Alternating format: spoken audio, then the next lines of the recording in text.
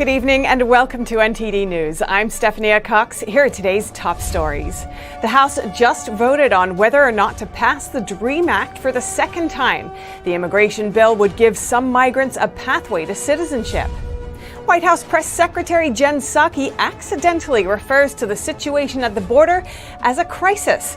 This as she faces more questions about the lack of transparency at the U.S.-Mexico border. Following the Atlanta shooting, the House Judiciary Committee holds a hearing to discuss the rising violence against Asian Americans. But some are saying this issue is being politicized. Will Congressman Swalwell continue to sit on the House Intelligence Committee? A new resolution seeks to expel him over his links to a suspected Chinese spy. And Tufts University in Boston is set to close its China-funded Confucius Institute. That and more on NTD News.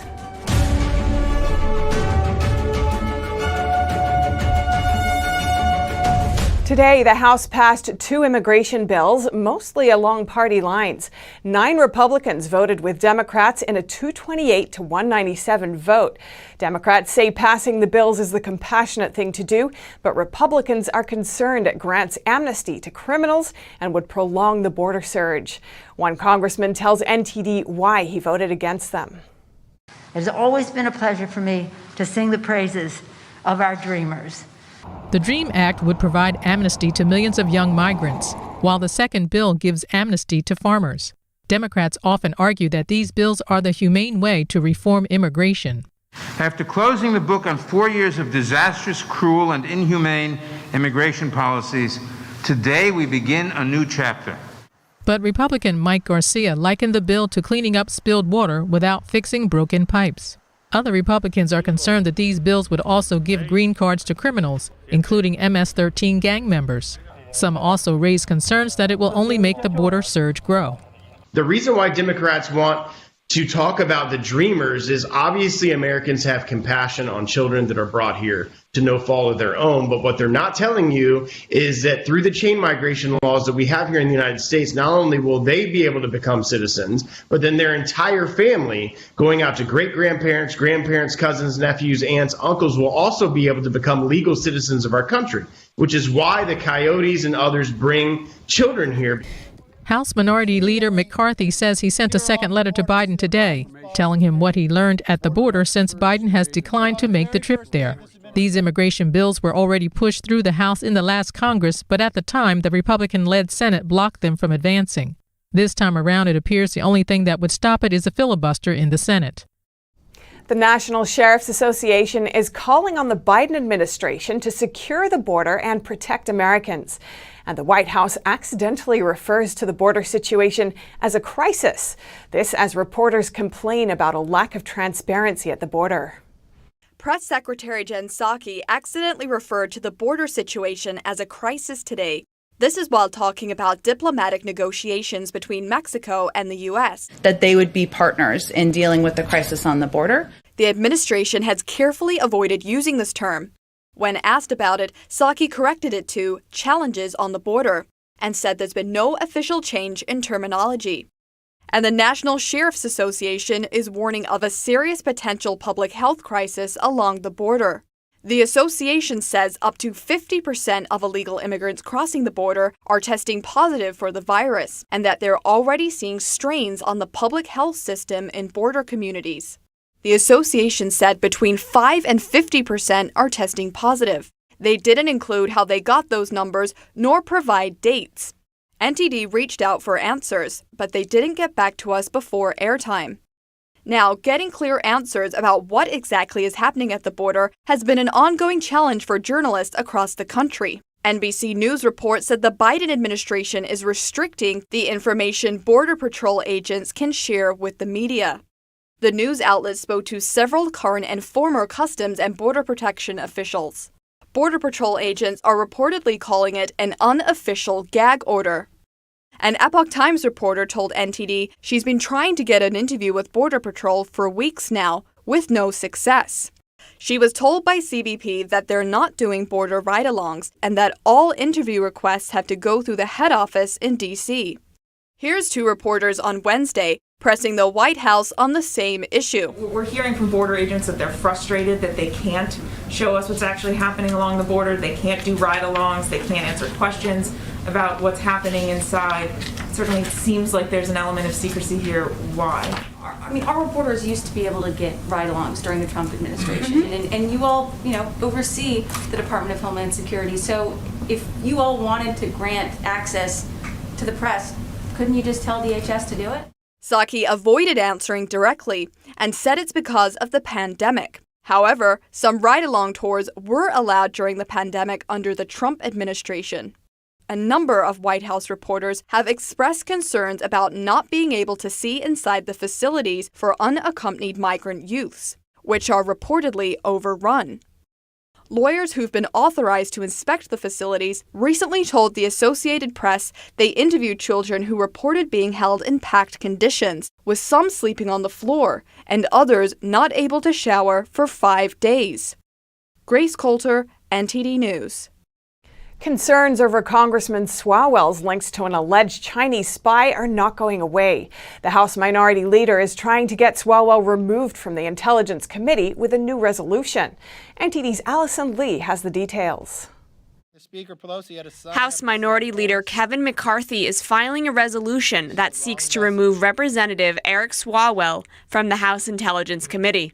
McCarthy says this is because of Swalwell's ties to a suspected Chinese communist spy. The House Minority Leader says Swalwell, quote, has no place serving on the committee in charge of America's top secrets. He points to how the Democrat congressman has not denied reports about his ties with the suspected spy. Late last year, Axios reported that Swalwell had a years-long relationship with suspected Chinese communist spy Fong Fong from 2011 to 2015. Fong helped fundraise for Swalwell's campaign and placed interns in his office. Swalwell became a congressman in 2013 and has been a member of the House Intelligence Committee since 2015. Swalwell responded to McCarthy's resolution by accusing him of, quote, new McCarthyism. He also told Axios at the time of the report that he has not been in contact with Fong since 2015. House Speaker Nancy Pelosi said that she does not have any concerns about Swalwell. It's unclear when the House will vote on the resolution. Allison Lee, NTD News. Following the shooting in Atlanta, the House Judiciary Committee held a hearing to discuss discrimination and violence against Asian Americans. NTD's Christina Kim has those details. Most of the discussions centered around anti-Asian rhetoric from the pandemic and how that may have led to a surge in violence. Many who testified pointed to the Trump administration. Today, we find that there have been nearly 3,800 anti-Asian hate crimes and incidents in just the year alone. They were stoked by the words of former President Donald Trump, who sought to shift blame and anger away from his own flawed response to the coronavirus.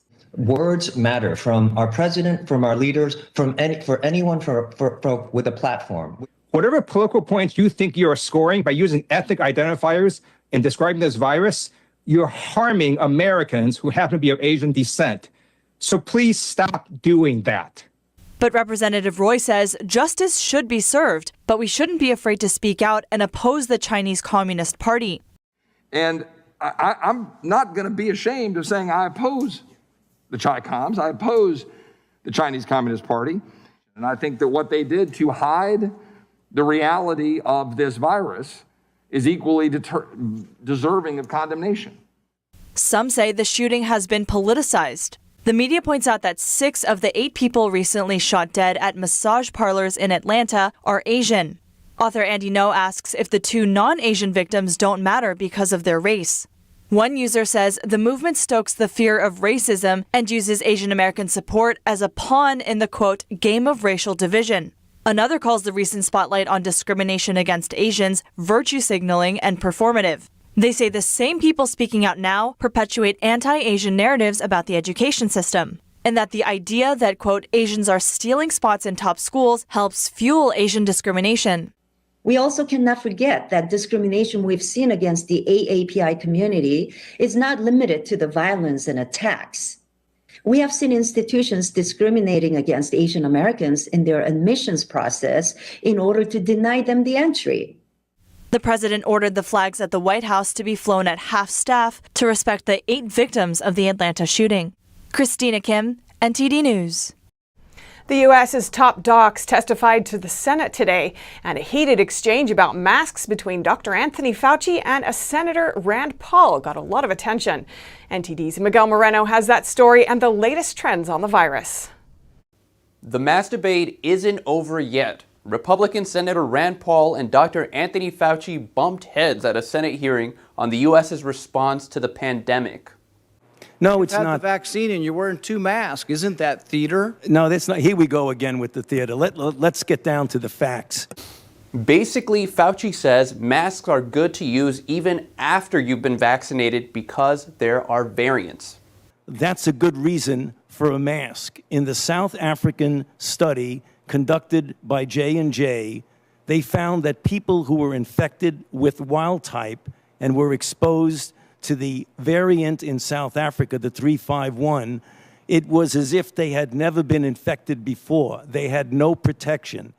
But Senator Paul says no studies show a significant reinfection rate after people are vaccinated. So he says the CDC shouldn't recommend masks to the vaccinated since they don't have scientific evidence to prove that they'll make a difference.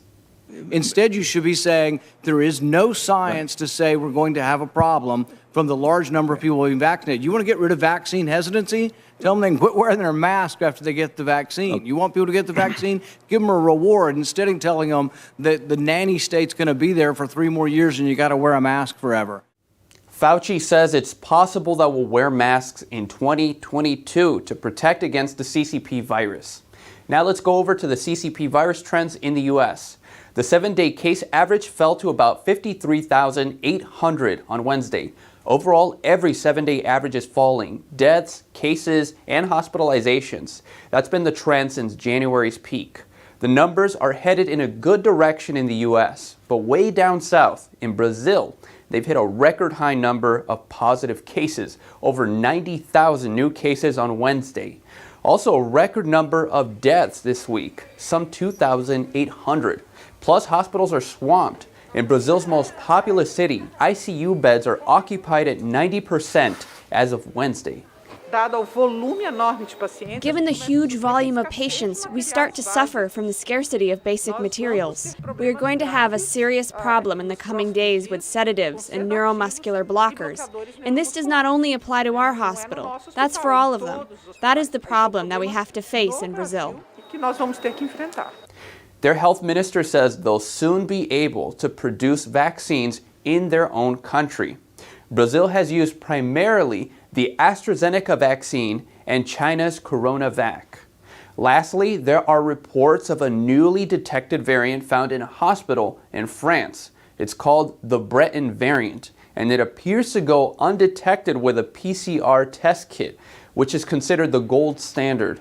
The 8 people who've been infected with this variant have died. We'll look out for any developments on this topic. And that's it for this roundup. Back to you, Steph. Thanks, Miguel. And a Michigan judge has ruled that the Secretary of State wrongfully changed a rule about how to verify ballot signatures before the 2020 election. The judge says the secretary shirked the law, and so her rule is invalid. Before, during, and after the 2020 election, Republicans challenged court and state officials over what they said were unconstitutional changes made to election rules, including former President Donald Trump and his legal team. The Democrats used the China virus as an excuse to change all of the election rules without the approval of their state legislatures, making it therefore illegal. It had a massive impact on the election. Again, you have to go to the legislatures to get these approvals. The last-minute rule changes took place in multiple states, and now one court has sided with the Republicans. The chief judge from a Michigan court ruled last week that the Secretary of State, Jocelyn Benson, made a new rule when she shouldn't have. The rule has to do with the way election officials match signatures on ballots. The Michigan Republican Party claims that when Benson changed the rule just before the election, she violated the Administrative Procedures Act, or APA. This is why they're suing her. Benson's rules stated that clerks must perform their signature verification duties with the presumption that the voter's application or envelope signature is his or her genuine signature, and that whenever possible, election officials were to resolve slight dissimilarities in favor of finding that the signature is valid. But Judge Murray said only the APA or the legislator can make such rule changes. However, he didn't support the plaintiff's claim that they have the right to request an audit. Murray's ruling blows a hole in Democrats' arguments, who have long denied any forms of election fraud and say that all Republican lawsuits have been rejected by the courts. Grace Coulter, NTD News. In Utah, a new bill may automatically block porn on all mobile phones and tablets sold in the state. It's waiting to be signed by the governor.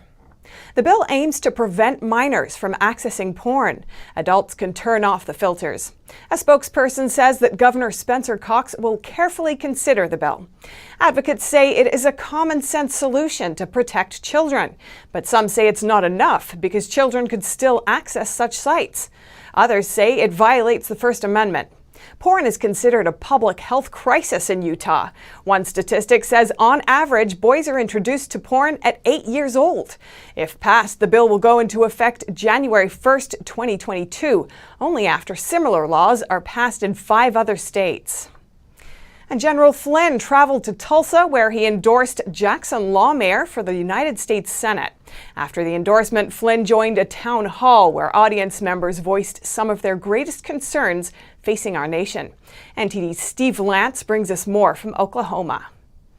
General Michael Flynn traveled to Tulsa, Oklahoma on Tuesday to announce his backing for Republican candidate for the United States Senate, Jackson Lohmeyer. Lohmeyer is a challenger in the 2022 Republican primary. Flynn and Lohmeyer held a joint town hall meeting with citizens of Oklahoma to hear what was on the minds of voters. With H.R. 1, I'm amazed at how many people have no idea what H.R. 1 is. I'm absolutely shocked. If H.R. 1 passes, do we have any recourse? I mean, as far as I know, that will change our voting all the way around. H.R. 1 has already passed in the House, and the Senate Rules Committee is set to hold a hearing on the bill on March 24th. General Flynn warned people who may not understand the inner workings of the bill. There's some really pay attention to this, because there's some crazy stuff in there about voting on election day without registering and illegals being able to vote. And I mean, just incredible some of the stuff that is in there. It's really, it's so unconstitutional. Other citizens voiced their concerns about social media censorship. Because that's my biggest fear. We get people following us and we're advocating and we're getting our voices heard, and then we're silenced. So any recommendations you could have about platforms, anything like that, I'd really appreciate it. Organizer and host of the event, Clay Clark, had some advice for the audience. But I encourage you, Rumble is great, and Telegram right now. And then if you're using T-Mobile, you have to switch numbers every once in a while. So if I text you, I'm like, hey, here's my new number, Aaron. It's because they've been restricting me over time. Turns out CCP is involved at T-Mobile. Clark says he's hosting another event in mid-April that General Flynn will be joining along with attorneys Sidney Powell and Lynn Wood to discuss issues that matter most to Americans. Steve Lance, NTD News. Republican lawmakers brought a bill back onto the floor of Congress today. The bill would revoke a decades-old trading status between the U.S. and China. The bill, called the China Trade Relations Act, was put forward by senators from Arkansas, Oklahoma, and Florida. If passed, each year the president would need to approve or reject regular trade relations with China. It'd also give Congress the power to override the president's decision. Senator Tom Cotton said the bill would protect American jobs and hold the Communist Party accountable for their forced labor camps and egregious human rights violations. The bill's reintroduction coincides with the Biden administration's first high-level meetings with China. And Tufts University in Boston announced Wednesday that it will close its China-funded Confucius Institute. This is the last remaining Confucius Institute in Massachusetts. Tufts University will shut its Confucius Institute after 6 years. Many were concerned that the Chinese regime-backed institute spread propaganda and restricted academic freedom. This is not a question of opportunity to study Chinese culture or language. We know that Tufts can find any other Chinese exchange program that isn't directly sponsored by an authoritarian state. At Tufts, activists have staged a weekly protest outside the institute for the past 13 weeks. They urged the university to terminate the relationship with the Chinese Communist Party. The Confucius Institute is an arm of the Chinese government, the totalitarian regime that it represents. The university responded on Wednesday. Their contract with the Confucius Institute expires in September and will not be renewed. That means all Confucius Institutes in Massachusetts will close. According to the National Association of Scholars, 72 Confucius Institutes in the United States have been closed or are in the process of closing, with 44 still active. The Trump administration proposed a rule to make colleges and schools connected to Confucius Institutes disclose their financial ties to them, but it was quietly withdrawn under the Biden administration in January. Coming up, baseball fans are in for a treat. New Yorkers will soon get to attend games in person as stadiums there reopen. And California's homelessness issue is bringing on a new challenge. Residents from Venice Beach raise concerns that their storm drainage system could become a serious source of pollution as flood water sends waste from the homeless encampment into the ocean. Find out more on NTD News.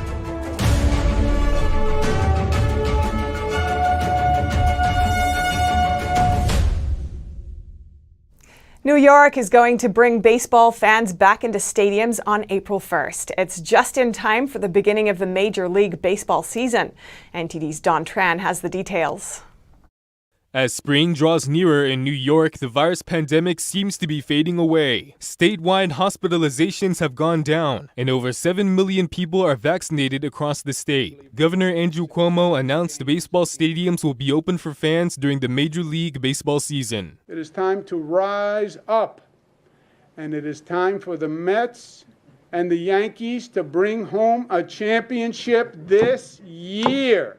And we say, play ball. Starting on April 1st, pro sports in large outdoor stadiums holding 10,000 people or more will be allowed to reopen at 20% capacity. Large outdoor performing arts venues that hold more than 2,500 people can also reopen at 20% capacity. Former pitcher for the New York Yankees, CC Sabathia, said he's pumped. Dealing with this COVID the past year, my family battling it, us being, kind of stuck in the house, not being able to go to games, do things that we're normally used to doing. We're excited to be able to get out, and as a fan now, being able to be in the stadium, cheering on the Yankees, I'm just excited. Stadiums that want to reopen doors to fans have to follow several guidelines, like having mask and social distancing mandates. Al Leiter, who played pitcher for the New York Yankees and New York Mets, remembered when baseball came back to New York after 9/11. And I'll tell you, folks, the fact that we did, and when we did, and wearing those hats of all the respective first responders, and knowing how special it was as players at the time to be carrying the baton as a Major League Baseball player and being in New York City, it was the right thing. Cuomo says capacity will continue to increase as the public health situation improves and when more New Yorkers get vaccinated. Statewide travel for sports and recreational activities will come back on March 29th. Don Tran, NTD News, New York. Shootings and murders in New York City are higher than in recent years.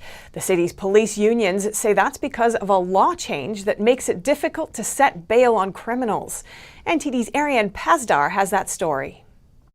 In early 2020, the bail reform took effect in New York City. Because of that, many who are arrested for gun possession are being released ahead of their court trial. Now, ever since the reform took place, the number of shootings has sharply increased, and many say that change of law is responsible for that. Since bail reform took effect in January of 2020, over 2,000 people have been shot in New York City, and there have been over 500 murders. Murders and shootings in general both went up by roughly 50% from 2019 to 2020 in New York City. But some said it was clear that would happen if the bail reform was put into effect. Our cops on the street corners warned us that it was happening. We warned the politician that this won't work. Violence will rise, and it has. Following the death of George Floyd, Governor Cuomo announced that police departments across the state have to come up with a police reform plan to minimize tensions between citizens and officers. Each locality must create a plan by April 1st, or else they'll lose state funding. Tomorrow they'll stand in the chambers of the city council and talk about how police officers are a problem and we need more reform. We don't need more reform, we need help. He added that the governor's desired reform aims for justice, and so does the police, but according to him, the current reforms are the wrong way to go about it. Arian Pastar, NTD News, New York. Southern California is famous for its gorgeous coastline, but some folks in Venice Beach are warning visitors and surfers not to go in the water. They say a homeless camp is causing a sanitation crisis. NTD's Jamie Joseph has more. Most of us who live here or have lived here for a while, we understand how dangerous the water is, especially after a rainstorm. Brian is a resident here in Venice Beach, Los Angeles. He says the extensive homeless encampments in the neighborhood is a burden on the city's sanitation department. Around the outlet of the storm drainage system, there are trash and needles. They collect with the rainwater from the city and ultimately lead into the ocean. And you'll see people barefoot walking through it. And if they have a cut, guess what? Okay, so this is like third world conditions. And you can also see the signage here is very poor. And if you're over here, you're not going to see it. Rick Swinger is another resident and environmental activist from the area. He worries that besides trash, there could be more hazards in the water, especially human waste, heavy metals, and bacteria. What are they doing? Well, they're going out like this and right in the gutters. And guess where the gutters is flowing? It's flowing right here. Even though the city has set up many porta potties, most of the homeless struggle with mental illnesses, which prevents them from using them. Instead, they will defecate on the sidewalks and on residential properties. Rick said when it rains, most of the waste goes into the drainage system. 72 hours ago, it rained in Venice Beach. But when it rains, it pours. Trash, needles, and human feces from the homeless encampments slide into the storm drain, creating a runoff leading into the ocean. Residents here are worried for the health and safety of beachgoers as well as the ocean's wildlife, so they're calling on the City of LA to address the issue. And so what we're asking for is testing in this ponding area and in the sand. We know that the city and county already test for levels of E. coli in the water, and they have found high levels there, but no one has ever tested this area. Soledad is a member of the Neighborhood Council, a non-government community organization. She said due to the pandemic, the city has stopped weekly street sweeping and cleaning. She said all they can do now is to avoid the water. I would not let my family go west of this area within probably 1,000 feet each side, anytime. We avoid it. But tourists, people who come from other parts of LA, they have no idea, and they're going in the water, they're going to get sick. That's going to happen. I mean, I've had ear infections, eye infections, sinus infections. It's gross. The Neighborhood Council passed a motion calling for the City of LA to restore weekly street cleaning and to test the storm drain for levels of E. coli. In response, Los Angeles County Public Works told NTD there's always naturally occurring E. coli that can be found in an outflow like the Venice Beach storm drain. Jamie Joseph, NTD News, Los Angeles. Coming up, Apple is terminating its contract with a Chinese supplier. It's over human rights concerns. And a vocal defender of China's communist regime changes his tune. He recently posted a 4-hour-long video criticizing Beijing. In it, he appeared to be drunk. That and more on NTD News.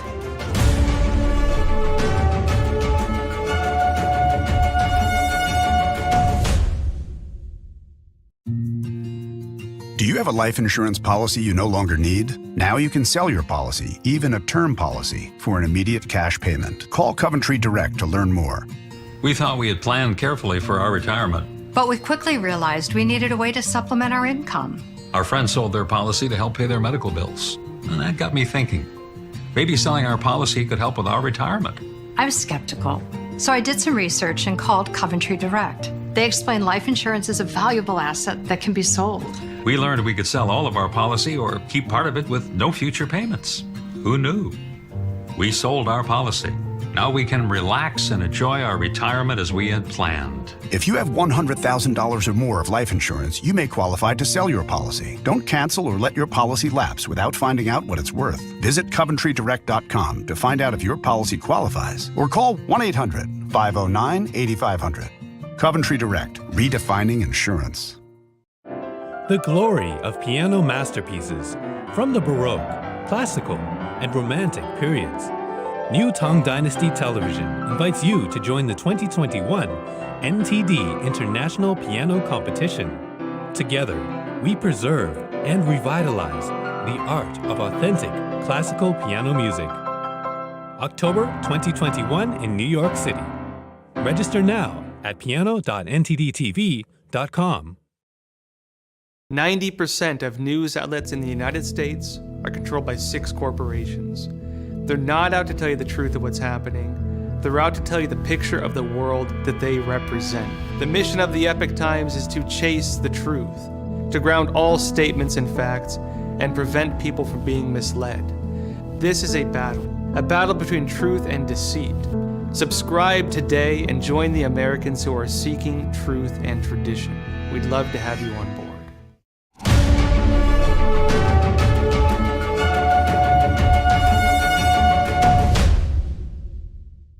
A Chinese internet troll who had a little too much to drink turned into a Communist Party critic, at least for a while. He slammed the party online despite his reputation as a potential member of Beijing's so-called 50 Cent Army, a group paid to defend the communist regime. NTD's Grace Wong has more. Zheng Guocheng is suspected by many Chinese netizens to be a Wu Mao, or a member of the communist regime's 50 Cent Army. These are Chinese internet users hired to post on social media, promoting and defending the Chinese Communist Party's or CCP's policies and action. They are paid at least 50 cents for every post, hence the name. But Zheng has never been confirmed to work for the Communist Party, and instead makes a living through social media due to his large fan base. As a result, he's also been referred to as a Wu Mao volunteer.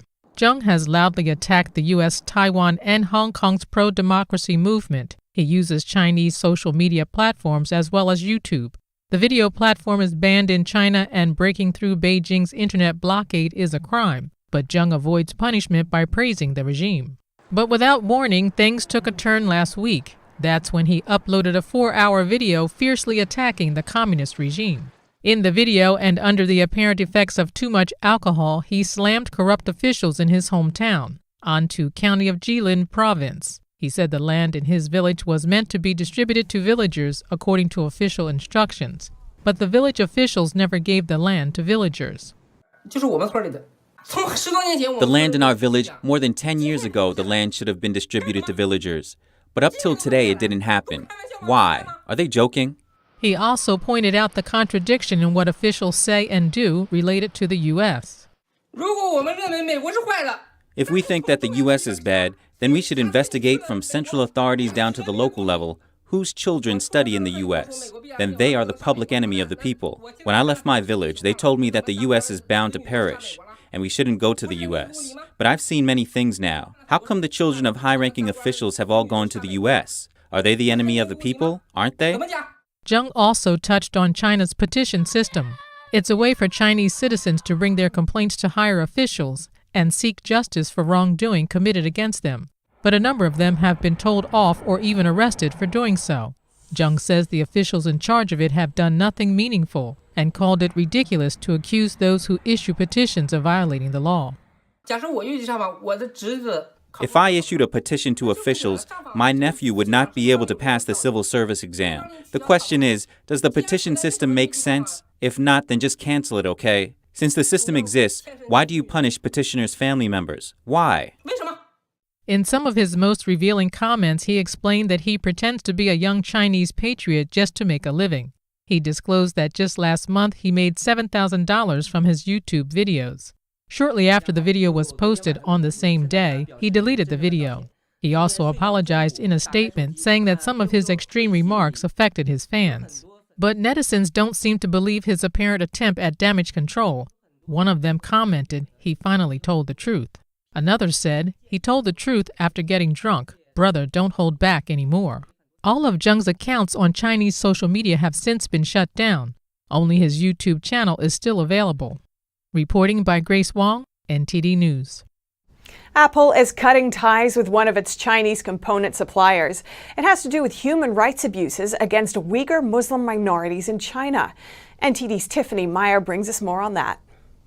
Apple has reportedly cut ties with its Chinese supplier Ofilm Group. The component supplier is accused of helping the CCP transfer ethnic minorities out of China's Xinjiang region to work elsewhere. BBC reported that the CCP's transfer of minorities is for the purpose of, quote, thinning out of their population. It's by transferring hundreds of thousands of Uyghurs and other ethnic minorities in Xinjiang far from their homes. An insider told Bloomberg that Apple is believed to have ended its contracts with Ofilm over these concerns a few months ago. According to reports, Ofilm stocks tumbled by 10%, and it closed at the lowest level since August of 2019. Chinese tech giants are reportedly trying to bypass Apple's upcoming privacy rule. The aim is to continue tracking users without their consent. In the coming weeks, Apple is expected to update its iPhones. The company says this will give users more privacy. Companies and app developers will soon have to ask users for permission before they can gather online tracking data. This data is used to serve users targeted ads. In response, the regime-backed China Advertising Association launched a tool that evades the privacy measures. Chinese tech giants like WeChat's developer Tencent and TikTok's developer ByteDance, among others, are already testing the tool. That way, they can continue tracking online activity without users' consent. That's because most users are expected to not give permission to online tracking. According to the Financial Times, the new privacy rules are expected to deal a multi-billion-dollar blow to the online advertising industry. That includes China's advertising market. Apple released a statement saying, quote, we believe strongly that users should be asked for their permission before being tracked. The App Store terms and guidelines apply equally to all developers around the world. The Financial Times did not say whether non-Chinese app developers are looking to bypass the security measures. For the first time in 30 years, the EU is putting new sanctions against Communist China. This is in response to the regime's human rights abuses. Countries' ambassadors to the EU agreed to ban 4 Chinese officials from entering the EU and to freeze their assets. A Chinese entity is also sanctioned, but their names are not yet public. EU foreign ministers will have to formally approve it on Monday. The move signifies a hardening stance on the communist regime. It's the EU's first sanctions against Beijing since the arms embargo following the Tiananmen Square massacre in 1989. Communist China's envoy to the EU responded, saying that Beijing will not change its policies in face of the sanctions. The sanctioned officials are accused of human rights abuses against the Uyghur Muslim minority. UN experts say at least 1 million Uyghurs are being detained in camps inside communist China. Victims report systematic torture, forced labor, and forced sterilizations. Some countries, including the US and Canada, have labeled the abuses as genocide. Volkswagen CEO wants to overtake Tesla, but how will low lithium supply slow them down? Find out more on NTD News.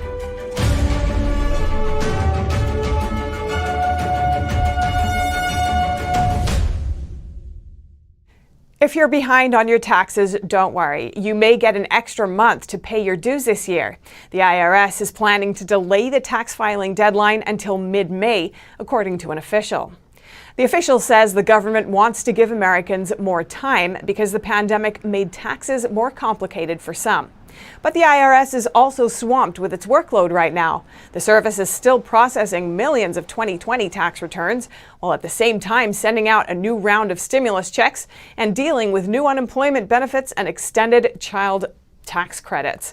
But keep in mind, even if the IRS gives you more time, state taxes in most cases are still due by April 15th. If you're filing in Hawaii, Delaware, Iowa, Virginia, Louisiana, or Maryland, you have more time for state taxes as well. Green policies are making the electric vehicle space a hot market, and naturally, Volkswagen CEO wants to overtake Tesla. The German automaker is ramping up battery production, but soaring lithium prices amid low supply could slow down their plans. NTD's Phil Zhou reports. Volkswagen CEO says he wants to get close and then overtake Tesla. The German automaker is going full speed ahead with electric vehicles to do it. We are once again stepping up the pace of our electrification offensive and pursuing our ambitions.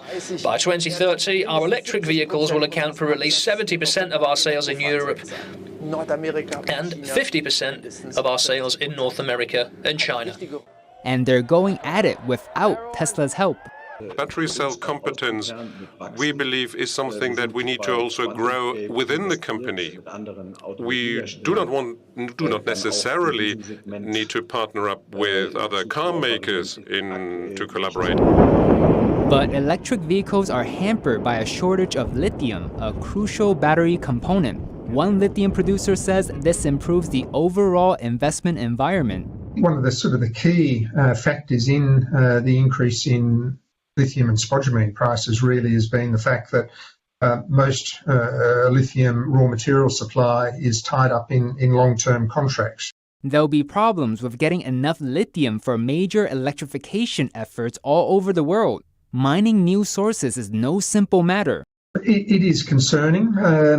The average time between discovering a lithium deposit and being able to bring it into production is somewhere around 8 to 12 years. So you just can't really whistle up new production of lithium overnight. On the other hand, limited lithium supply forces innovation. Higher efficiency means you can have fewer battery cells and a smaller overall pack capacity and still have the range to go just as far. Efficiency right now is the key metric. How much range can you get out of each kilowatt hour of battery cell that you have? There are currently no easy alternatives for lithium. A lot of work going on in solid state batteries. There's a lot of work going on in low lithium type research, but it's a long time to get from the lab into production. China is by far the largest electric vehicle market, with the EU being comparable if taken as a single bloc. The US is a distant third. Phil Zhou, NTD News. America's largest movie theater chain says most of its theaters will open their doors to customers this weekend. AMC Theaters reports 98% of its locations in the U.S. will be open by Friday. AMC says it will only reopen its theaters after state and local authorities approve the plan. The company closed its locations last year in response to the CCP virus pandemic. And coming next, in France, the Prime Minister announces a new round of lockdown following an acceleration of the spread of the UK virus variant. And the UK steps up its space exploration goals. Plans to establish a space command and launch its first rockets from British soil are moving ahead. That and more on NTD News.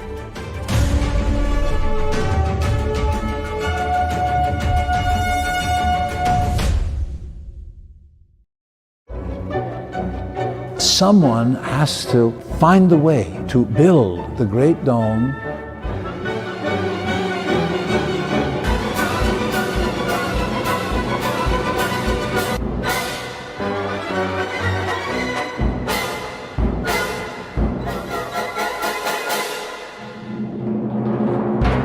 Completely new, completely original.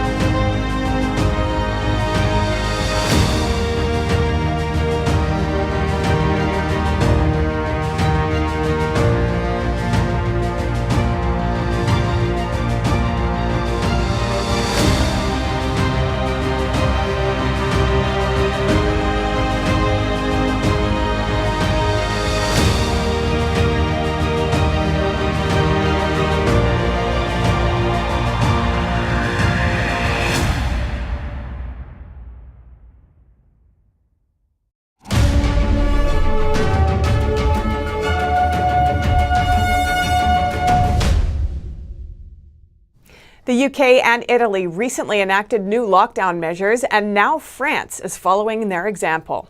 Starting this weekend, the restrictions will impact 21 million people. NTD's David Vives has the story. The French Prime Minister says a third wave of infections is hitting his country. On Thursday, he announced new lockdown measures for 16 regions across France, including Paris. For 1 month, all shops except those selling essential items will be closed, and traveling from one region to another will be banned. Infections from the virus have been accelerating for 15 days.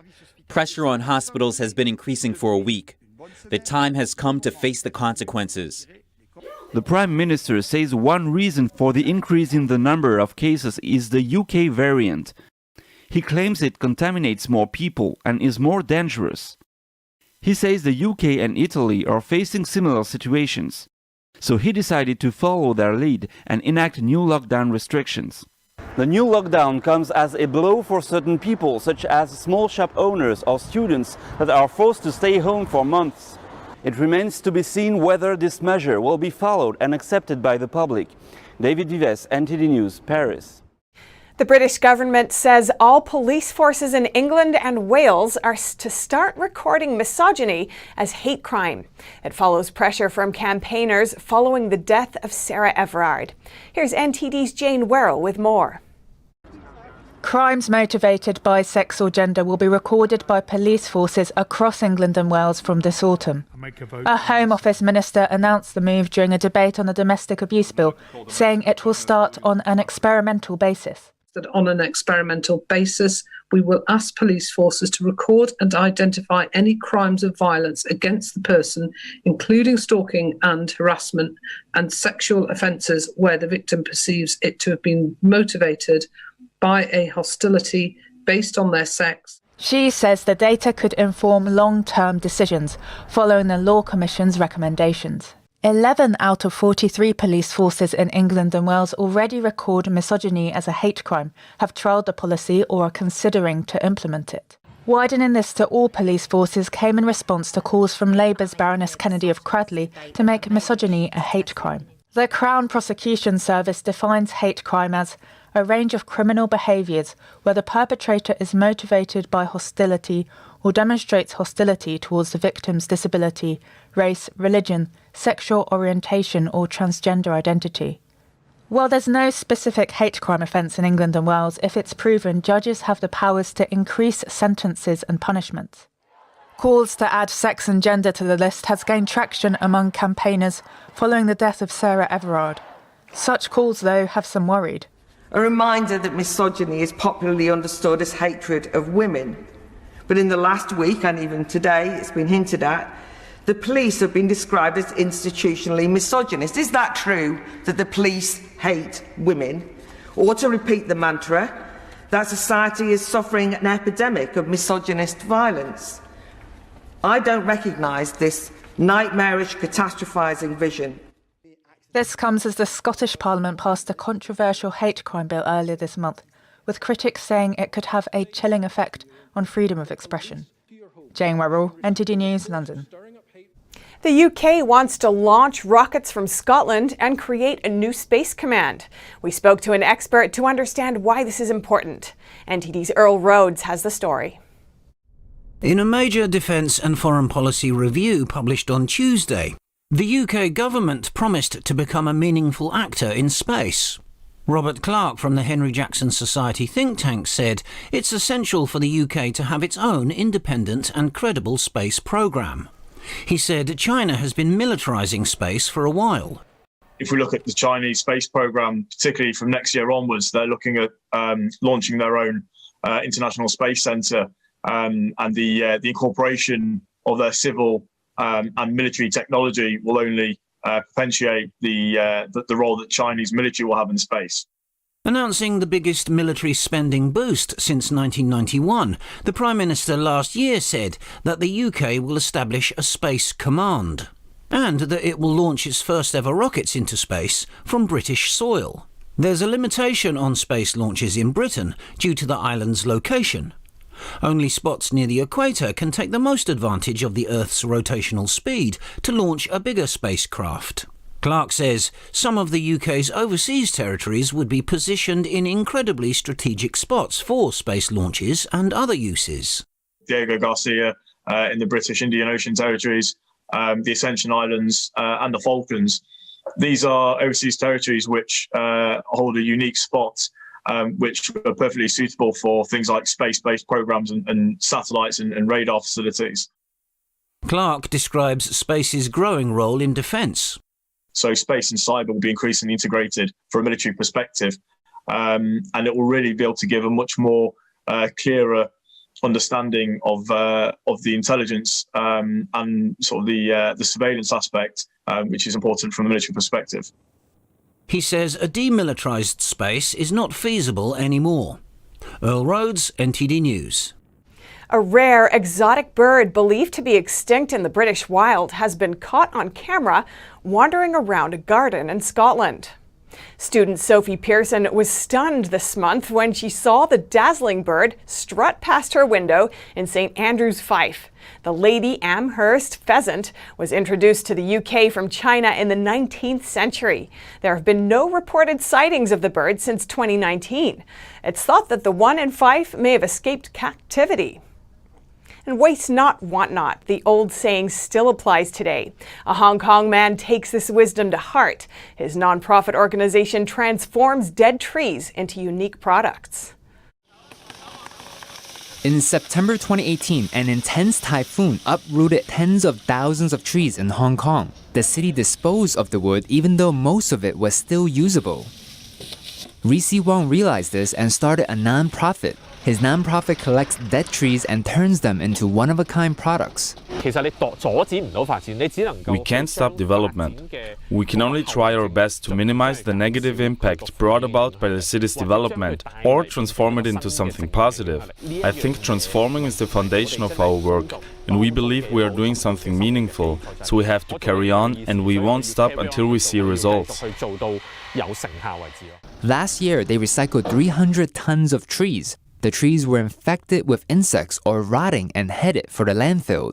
The wood is stored on an industrial site. Right now, the nonprofit has a collection of 80 tree species. They use the trees as raw material for furniture and art installations. The products take 3 to 4 months to make because the wood needs to dry before the carpenters can start working on it. Customers appreciate the simplicity of the upcycled products. It is very practical, like a coffee table. The product is very simple. It is not too complicated or being crafted sophisticatedly. They used the simplest way to create mainstream furniture. Hong Kong throws out over 380 tons of wood every day. Wong hopes to expand his organization and eventually reduce the city's reliance on wood imports. Horses dressed with traditional Russian harnesses are gearing up to pull carriages and sleighs through an obstacle course. It's all part of a special Russian tournament returning for the 15th time. NTD's Andrew Thomas has the story. Lovers of Russian horse-drawn carriages, called Troikas, are coming together to compete. It's all for a tournament called the Vladimirsky Trot. Competitors are tasked with navigating through a special route that they won't see in advance. They make sharp turns and fit into narrow corridors marked by different kinds of obstacles on the ground. The discipline is called parkour and imitates driving around the city on a long journey. There are corners and driveways through gates, milestones, bridges, and arches. Orange cones marking the route on the ground have ping pong balls balanced on top of them. Every time a ball falls, adds a 5-point penalty. It's not just about the skills of the driver, but also the beauty and style of the tradition. We took into account the accuracy of going along the route, the correctness of driving the horses, whether the sleigh is in harmony with and matching the style of the horse's decoration, how well the harnesses fit. We took all this into account. Troikas use a traditional Russian harness combination. 3 horses side by side, usually pulling a sleigh, can achieve high speeds of 30 miles per hour. The event emerged in Russia during the 17th century and became a cultural icon. Decorated troikas also became popular to have during major religious celebrations and weddings. We wanted to preserve a lot of the Russian traditions. Our children today have the iPhones, iPads, they've stopped talking to each other, they MMS each other, and here we give a chance for children and even their parents to come here and just bond with each other as we used to do in our youth. The 15th Vladimirsky Trot Tournament took place on February 26th through the 27th, with the support of the Russian Society of Carriage Driving Lovers. 7 teams, including both professionals and beginners, took part in the event. Andrew Thomas, NTD News. And that's all for today's news. Thanks for tuning in. I'm Stephania Cox.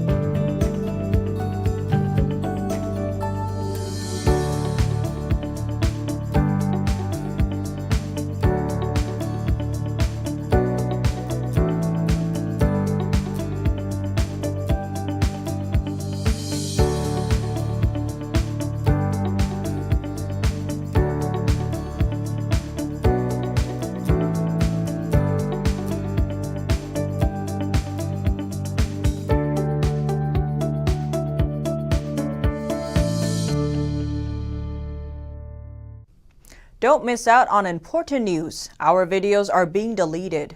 So if you don't want to be cut off from honest news, take a moment to sign up for our newsletter at newsletter.ntd.com so you don't lose access to NTD. Go to newsletter.ntd.com to sign up for our evening newsletter.